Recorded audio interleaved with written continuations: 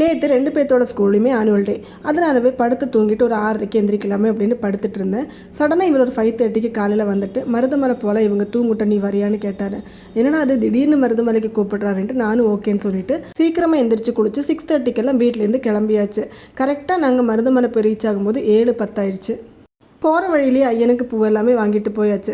Last time போகும்போது மூலவர் சன்னதிக்கு அந்த முன்னாடி ஸ்டெப்ஸில் தான் ஏற விட்டாங்க. ஆனால் இப்போ டேரெக்டாக கோபுரத்துக்குள்ளே கூட போகிற மாதிரி வழி விட்டுருக்காங்க.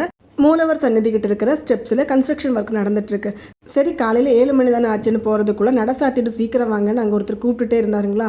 சாமிக்கு வேறு சரியான கூட்டம். சரி 50 ரூபா டிக்கெட் எடுத்து லைனில் போய் நின்னாச்சு. சரியாக சொல்லணும்னா பஞ்சமுக விநாயகர் சாமி தரிசனம் பார்த்துட்டு தான் நம்ம சாமி தரிசனம் பார்க்கணும்.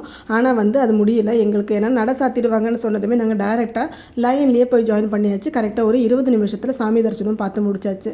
கூட்டமாக இருந்தாலும் பொறுமையாக நின்று நம்ம சாமி தரிசனம் பார்க்கும்போது அங்கே கொடுக்குற மன திருப்திங்கிறது சொல்லவே முடியாது. எத்தனை நேரம் அங்கே நின்று பார்த்தாலும் மறுபடி வரும்போது திரும்பி திரும்பி பார்த்துட்டு வருவோம். அதே மாதிரி கொடிமரத்துக்கிட்ட வந்து நின்று எட்டி பார்ப்போம். சாமிக்கு முன்னாடி வச்சிருக்கிற கண்ணாடியில் அவர் தெரியுறாரான்ட்டு எட்டி எட்டி பார்ப்போம். என்ன மாதிரி நீங்களும் பண்ணுவீங்கன்னா மறக்காமல் கமெண்ட் பண்ணுங்கள். அப்போ இந்த வீடியோ இவ்வளோதாங்க. இந்த வீடியோ உங்களுக்கு பிடிச்சிருந்தா மறக்காமல் சப்ஸ்கிரைப் பண்ணுங்கள். ஓகேங்க, பாய். நெக்ஸ்ட் வீடியோவில்